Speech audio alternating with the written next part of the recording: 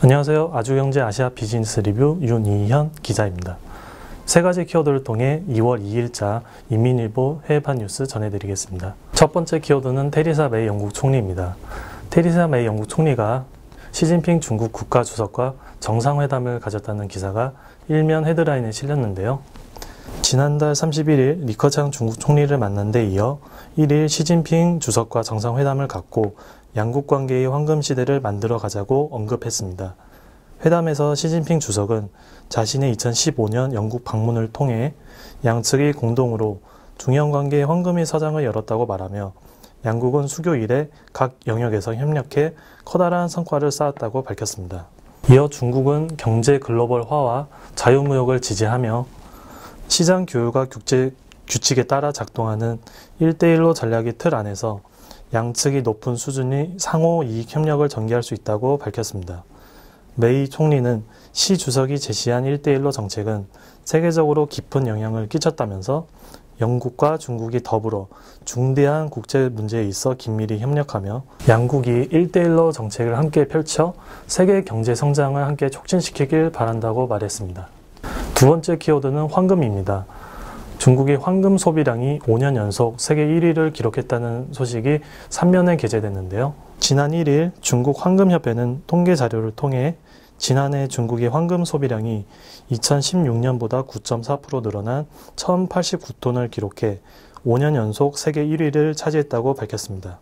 금은 중국인들이 투자 자산으로 널리 사랑을 받고 있는데요.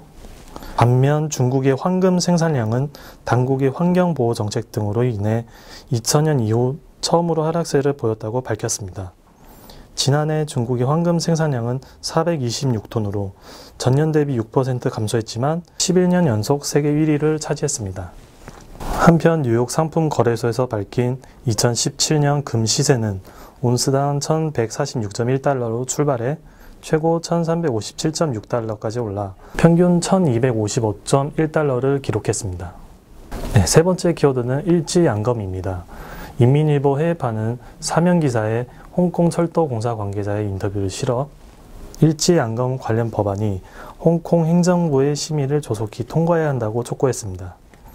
일지양검은 중국 광저우와 홍콩을 잇는 고속철도의 홍콩 종착역인 웨스트 카오룽역에 중국 본토법을 적용하는 것을 말합니다. 홍콩 철도공사 관계자는 광저우, 선전, 홍콩을 잇는 고속철도가 지난 2010년 착공해 현재 98% 이상의 공정률을 보였다고 전했습니다.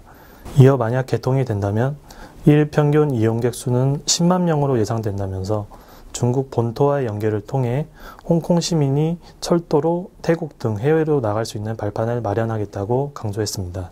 한편 중국 전국인민대표대회는 지난해 12월 27일 웨스트 카오룽역 관리구역에 중국 본토법을 적용하는 일지양검 법안을 만장일치로 통과시켰으며 이에 따라 홍콩 행정부의 심의만 통과되면 웨스트 카오룽역의 모든 출입과 세관검사 등이 중국법이 아닌 홍콩법에 따라 진행될 것으로 보입니다. 이상 세 가지 키워드로 정리한 인민일보 해외판 뉴스 마치겠습니다. 감사합니다.